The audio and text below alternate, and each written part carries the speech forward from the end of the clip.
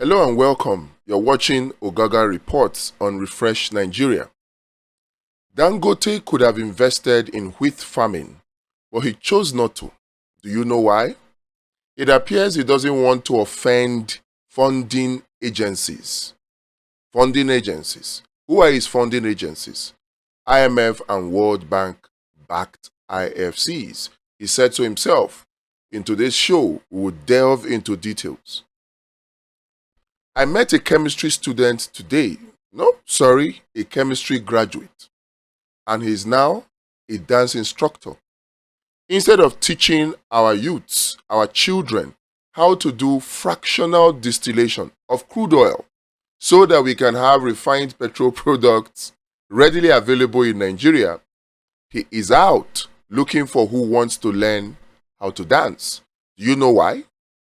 Is it because government did not invest in education in Nigeria or in Africa? No, far from it. Is it because the IMF? Oh no, not is it because. It is because the IMF and the World Bank made sure that they gave us a useless educational system to begin with. We'll delve into more details in this episode. In this End Bad Governance protest, where is Peter Obi? Where is Aisha Yesufu? Where is Kenneth Okonkwo? Labour Party's Aburi and others. Are you one of those calling them out for not coming out for the protest? I want to please ask you to stop. From what I saw in these 2 days of the protest so far, it is in the best interest of them and Nigeria that they stayed away. They could have been targeted for elimination. All they need is one small excuse. The police dealt with me today. More details. One thing makes me happy though about this whole protest thing. One thing that really makes me happy about this whole protest is this. People like Wike, who boasted that protests cannot happen in Abuja, can now bow their heads in shame. Yes, protests happen. And protests did not just happen. Protests happened big time in Abuja to the shame of people like Wike. Now he is calling for dialogue. Details shortly. Another thing that gives me joy about this protest is that it happened without the Nigerian Labour Congress. It happened without the Trade Union Congress, NLC and TUC. It happened without our traditional leaders, the big names, both pastors and imams. It happened without them. It happened without traditional rulers. Despite all their threats of Uru and all their wicked schemings, the protest happened. Yes, it happened without even the Babalawos. Because apparently it appears to be clear now on whose side they really are. And the biggest of them all is that it happened without the celebrities. This has very serious connotations, very serious implications for Nigeria and Nigerians. In fact, indeed, for Africans. We'll delve into details and show you what those connotations are in this episode of the Ogaga Report. And I must say this, for those of you out there still going on this protest, it is time for us to change strategy. It is time for us to change the protest. It is time for us to stop going out to protest and apply a new strategy to protest. This protest would include protesting against not just political leaders, but against religious leaders, labor leaders, traditional leaders, babalawos, celebrities, and so on. This new strategy will be far more efficient and effective to helping us achieve our demands very quickly. We'll give you details. And lastly, on the show today, we want to draw your attention to something that is happening in the United States of America and how it affects us. It just goes to prove that there are cabals everywhere. Who plotted this coup against Joe Biden? Kamala Harris just officially got the nomination of the Democratic Party for the November elections in the United States this November. This nomination could have been the nomination of Joe Biden, but somehow, somebody tricked him to do something that cost him that nomination. Now, Kamala Harris has the nomination. What was it that was done to make Joe Biden lose the nomination and hand it on a platter of gold to Kamala Harris? We'll explain in details shortly. Earlier I said that Dangote could have invested in wheat farming, but he chose not to. He chose not to invest in wheat farming. Why did he do that? There's a recent interview that Dangote gave himself, and he gave reasons why he did not invest or go into wheat. This is important for all Nigerians and indeed all Africans, particularly those who consider Dangote to be a hero. It is important that you understand the implication of this statement, this admission that Dangote made himself, that he could have gone into wheat production, but he chose not to. And what was the reason? I guess from what he said in this interview, you can pick out one thing. He is afraid of his IMF and World Bank backed IFC financiers, those people who gave him loan. Because according to what he said in his interview, this is not hearsay. He was the one that called the press conference. He was the one that invited journalists into his refinery in Lagos. He is the one that said it himself.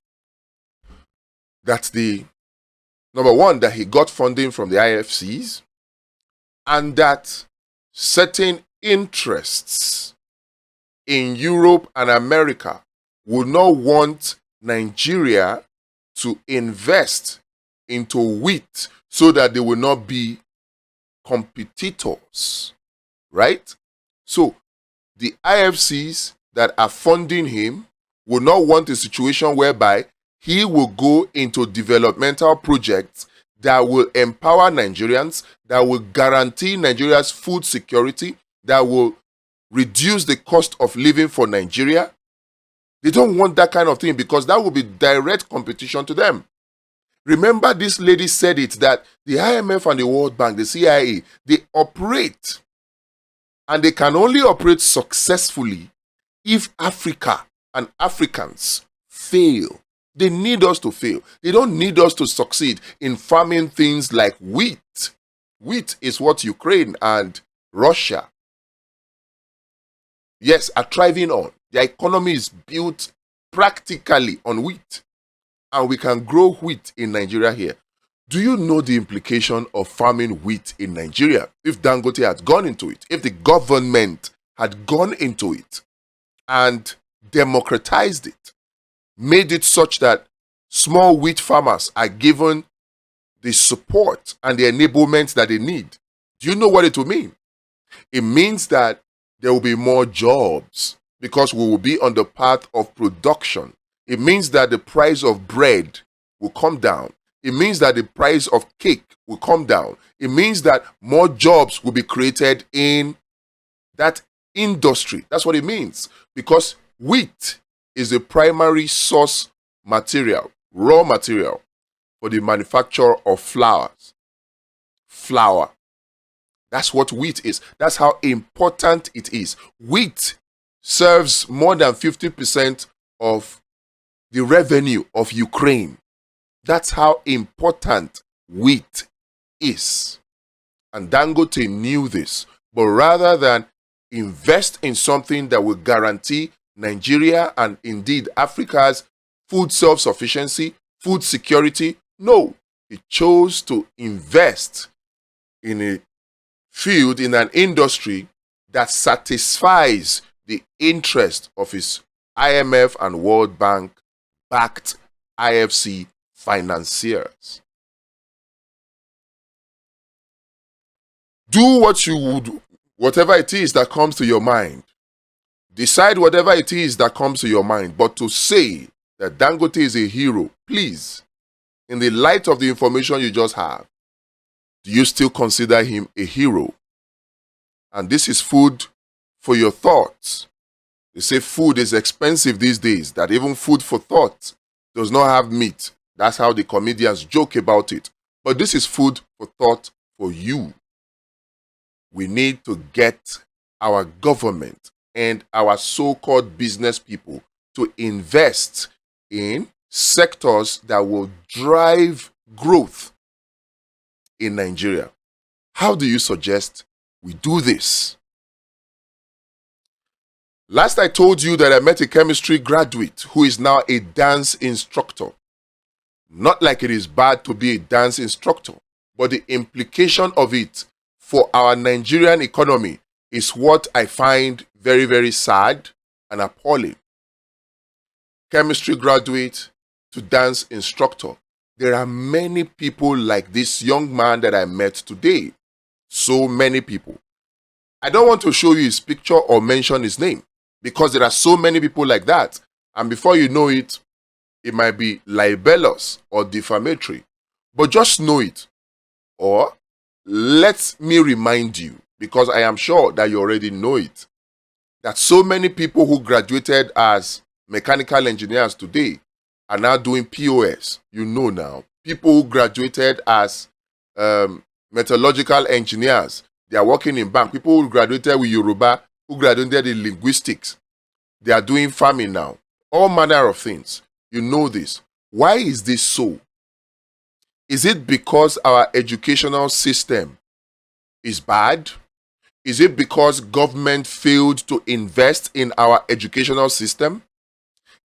What exactly is the reason for this? Is it because our graduates are not ingenious enough? Is it because they are lazy? Or is it because they are not employable? By the way, should we be talking about employability of our graduates or the ability of our graduates to create employment after graduating from school, after spending 20 years in school? Is that what we should be looking at? All these are questions that are begging for answers. But one that I will try to answer today is the fact that it is because our educational system, the one that was given to us by the IMF and the World Bank, backed institutions, the World Health Organization, the UNESCOs of this world, everything that has to do with the Bretton Woods institutions and all the, not the Bretton Woods institutions, the Bretton Woods Conference and all the institutions that came off the Bretton Woods Conference, all of them, they are all geared towards making sure that we as Africans, we as Nigerians in particular, we continue to be consumers and not producers. That's all they are geared, they want. That's all they want. They introduced corruption to us. They did all that they did so that we can continue to be consumers and not producers. And the more we consume, guess what? The more unemployment we will have, the more the joblessness in Nigeria, the more the poverty, right? The more the insecurity, and the more we will not have food self-sufficient or food security, the more we will not industrialize. So, to make sure that we continue to be consumers, they gave us a useless educational system to start with. An educational system that forces we as Nigerians, and indeed as Africans, into 20 years of certificate seeking, 20 years of certificate pursuit that ends up in begging for employment, not creating jobs. 20 years. Let's take this chemistry graduate as a case study. After 20 years of studying to pursue a certificate in chemistry, guess what? He is now a dance instructor after acquiring the certificate. Now look at it this way. What would have happened if that chemistry graduate went about teaching our children, our youths, how to implement fractional distillation so that the youths in the Niger Delta, for instance, all have knowledge about how to do fractional distillation, because the crude is in their environment. And so that youths can come together and form groups that will go into joint ventures that will build artisanal refineries. Yes? And once they do that, government can now provide a framework for standards to make sure that, okay, fine, we have taught you how to do fractional distillation. You can now use that knowledge to fabricate small refineries, but these are the standards you need to meet. So if we have 100,000 people in the Niger Delta who have the knowledge to build small artisanal refineries that have become standardized with government support, we have those kind of people, would we need a 650,000 barrels per day single train refinery owned by one person far away from where the raw material is in the Niger Delta, far away in Lagos, in the Lekki Peninsula? Would we need it? We would not. The development in the Niger Delta would be rapid. All this talk about, degradation of the environment, oil spillage, need for cleanup, all those would not have come in because we would have effectively taught our children how to refine crude in the Niger Delta. And we would effectively know how to do it without affecting our environment. That's what they do elsewhere. And do you know how long it will take for us to have this knowledge transferred? It won't take more than 6 months. It will not take more than 6 months to teach everybody, every single youth, every single adult in the Niger Delta how to do fractional distillation. It won't. It won't take up to 6 months to gather all the welders together in the Niger Delta to teach them how to fabricate the different components you need to build a refinery locally without having to import the raw materials out of Nigeria. It won't. But is that what we have? No. Why do we not have it? Because the IMF and the World Bank have ensured that the educational system they give us is one that guarantees consumption, is one that guarantees that they force you into 20 years of pursuing certificates without pursuing knowledge, that forces you into 20 years of pursuing certificate, and at the end, you are begging to apply for a job instead of coming out as job creators. The problem is not necessarily that our educational system our government is not investing into our educational system. In fact, that is a story for another day, because all the investment that we claim we are making into education, where does the money go? In fact, I encourage you to watch, there's a series on this channel, it's called Cash Flow. I encourage you to watch that program so you will see where all the money goes, how we are playing into the hands of this elite group of people in the US-led West that are behind the Bretton Woods institutions, the IMF and the World Bank and co, to make sure that Africa continues and perpetually remains a slave continent, a consumption economy and not a production one. How do you suggest we do that? It is you have a part to play. You have a part to play. Now let's move on to this whole protest thing. Remember I told you that it is the interests of Peter Obi and Aisha Yesufu, Kenneth Okonkwo, obedience generally, at least the prominent ones. It's in the interest of Nigeria that they did not come out to join this protest. It is. Many people are out there criticizing them for not joining the protest. In fact, I think I was part of the people that criticized them before. I would have wanted them to come out, but I had an experience with the Nigerian police, and I have come to tell you, I've had a come to Jesus moment, and I can tell you for free that it was in the best interest of Nigeria that they did not come out, because they could have been targeted. Imagine that a Peter Obi came out for the protest, and according to what Bayo Nonuga and co have been claiming, that he's behind the protest. And what happened in Eagle Square happened, or what happened in front of the Moshood Abiola Stadium, the national stadium of Nigeria now in Abuja, happened. And then police starts firing tear gas. Tear gas alone could have ended the life of any of them, because it almost ended me. I had a come to Jesus moment. I was confronted with the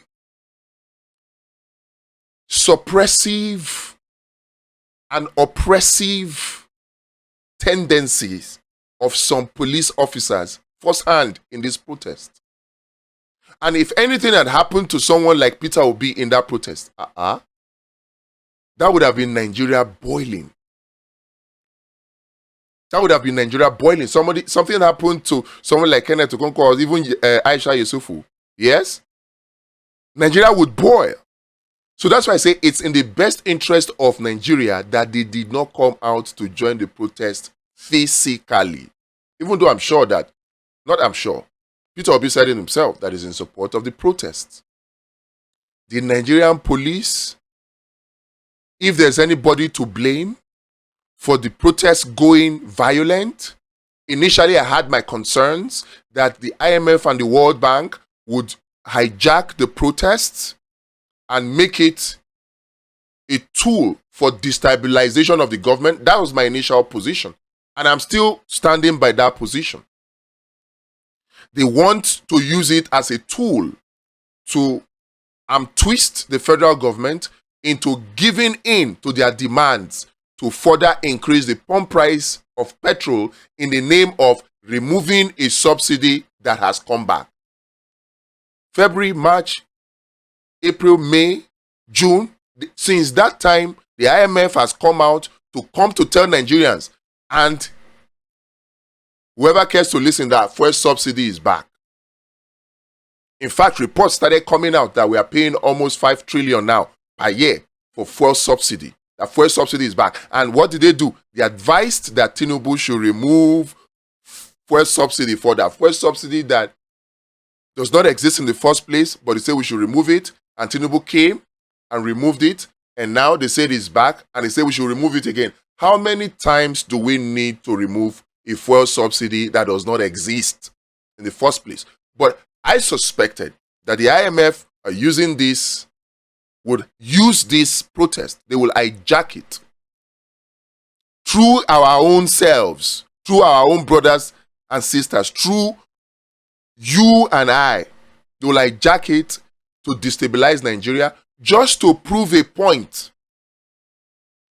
to Tinubu, or to force him to increase the pump price of petrol in the name of removing a fuel subsidy that has come back, a fuel subsidy that never existed. Or when they destabilize the country, they will use it as an opportunity to install another government that will dance better to their tune. That was my suspicion, and I still stand by it. But what I found shocking was the fact that the police were now the ones that were actually activating violence in this protest. Whoever is advising Tinubu to use this approach of show of force, that person deserves to be sacked. That person is not giving you good advice, so Tinubu, if you think that person is, yes, people are going out to say now, oh yes, Tinubu should force. It backfired already. Because you saw what those Nigerian protesters now did. I was in the protest. In fact, part of the reasons why I joined the protest was to ensure that I contributed to making sure the protest was peaceful. And I was there at the stadium when some hoodlums came in buses, coastal buses, hoodlums in coastal buses. And they were openly discussing about how to disrupt the protest because they were saying they were not for protest, they were anti-protest. But the only thing that stopped them from going into action was that whoever brought them has not paid them.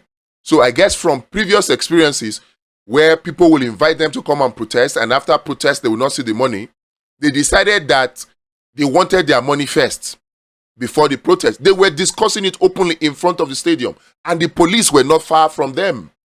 And they did nothing. They did nothing. That's the first one. I was there from that part, and we were part of the people that encouraged protesters not to be, no protester blocked the road at the stadium. No protester blocked the road. The commissioner of police for FCT came out to say that, they cut order. Until the commissioner of police came, everything was peaceful at the stadium. Everything was peaceful at Eagle Square. People protested at Eagle Square. I have videos. And they protested peacefully until the commissioner of police came and said they have court order.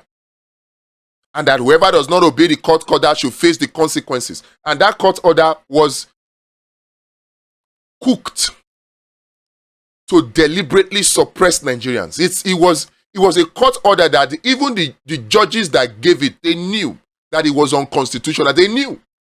But they just wanted to provide a legal ground for government to use force to suppress Nigerians. That was what the court order was all about. The people who gave it knew. If you look at the court judgment, the wordings of it indicated that much. That the judges were concerned that the judgment or the order they were given was going contrary to the constitution of Nigeria. They know.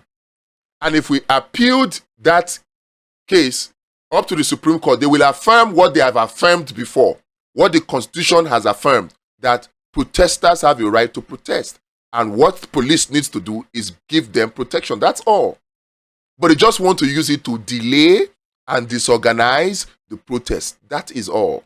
Not that they don't know that we have the constitutional right to protest. So part of the reasons why I joined the protest was to make sure that the protest was peaceful. And it was peaceful until the police made it violent at Eagle Square. They shot at us needlessly. They shot at us unprovoked. They shot tear gas at me. So I'm not telling you story. I was there. I witnessed how they beat a young man, Simple Star, and they collected his phone and damaged it. We had to go replace his phone for him. They shot at me. I was driving peacefully. In fact, I was heading in an opposite direction from the chaos, yet they still shot. And with my car in motion, tear gas in my eyes, I can't see, I can't breathe. Car in motion. Can you imagine that? That could have been the lot of Peter Obi or any of these very popular faces. So that's why I say it's in the interest of Nigeria that it did not come out. That having been said, the protest is a huge success. Why is it a huge success? Because people like Wike now have made a 180 degrees U-turn. People who boasted that protests could not happen in Abuja have witnessed protests extraordinary. And people who refused to join, who needed to be in the forefront, religious leaders, political leaders, traditional rulers, celebrities who needed to be in the forefront, like they did in 2012, providing guidance to youths, helping to make sure that they fall in line. Imagine if you had the likes of Pastor Adeboye, the likes of the imams, the likes of Oyedepo, Tunde Bakari. Imagine if you had their likes, the celebrities in front leading this protest. Do you think it would have been violent? It wouldn't have been. That was the people who don't know. That was the reason why the 2012 was peaceful, because you had all these leaders leading it. But they shanked us in this election. But no problem, no worries. They thought the protest would not hold, but the protest held. The protest is already successful. Even though now I call on the protesters to change strategy. We need to change strategy. We need a different kind of protest now. Don't go out because they have put measures in place. It is not weakness if we stop the protest right now, because we have made our mark. We have made our mark. It is not weakness to stop the protest now. We can actually change strategies. You know who we should direct the protest to now? And now it should be an intellectual protest. All those pastors that refused, all those imams that refused, all those celebrities that refused, all the traditional rulers that refused, it is time to now boycott them. Pastors that refuse to join the protest or even support it, it is now time for us to touch their offerings, their tithe and offering. Touch their tithe and offering. Let every Christian, every Muslim that go to contribute to the imams and go to contribute to the pastors, let them stop their contribution, even if it is for 1 month. Let them stop their contribution going forward and see whether or not the same pastor that tell you that you should trust God will still be trusting God. That is the intellectual protest that we should go for now. That is the intellectual protest that we should go for now. And lastly, for the program today, we talked about the coup that took place against Joe Biden. Kamala Harris just got the nomination for the Democratic Party in the United States of America for their presidential election this November. That could have been Joe Biden. It could have been. Normally, in the history of elections in the United States of America, we are in early August. Debates are not supposed to have started by now. Debates are not supposed to have started. And prior to now, Joe Biden had continuously insisted that he is fit enough to run, that he will run, that he's not going anywhere. But somehow somebody within the Democratic Party, somebody close to him, tricked him into calling for an unnecessary early debate. A debate which they knew that they could not perform. They knew. So, but somebody within the Democratic Party pushed Joe Biden to arrogantly call for that early debate. And his fortunes turned south ever since that debate. The people who pushed him to do that debate just needed an excuse to say, oh, we need to replace Joe Biden. And once he did that debate, they started shouting that, oh, we need to change it, we need to change it. And eventually, now Kamala Harris is the substantive nominee for the Democratic Party. There are cabals everywhere. It is now left for the people to decide what to do with their destinies. This is the Ogaga Report you're watching on Refresh Nigeria. You and I have a responsibility. We can't just sit idly by. We need to take action. And it's smart action that we need. It is time for us to end physical protests. We have made our mark. We have won. They thought it could not be done. They thought we couldn't do it, but we did it. The NLC, the religious leaders, the traditional leaders, the rulers, all of them, celebrities, they thought that it could not be done. Labor leaders, they thought that the protest would not hold without them. Guess what? We won. We held the protest without them. We did day 1, we did day 2. Now, from day 3, let us go home and re-strategize so that we can prevent the destabilization of the country that the IMF and the World Bank so want. Let's not hand it to them. Let's look beyond the actions of the police. Let's look beyond the actions of these leaders and take a smarter step. Take a smarter step. Let's change the strategy for this protest. Let's make it an intellectual one. Let's boycott these leaders and let us begin to push for solutions. Solutions that will unite us. Thank you very much. That's the show for today. God bless you.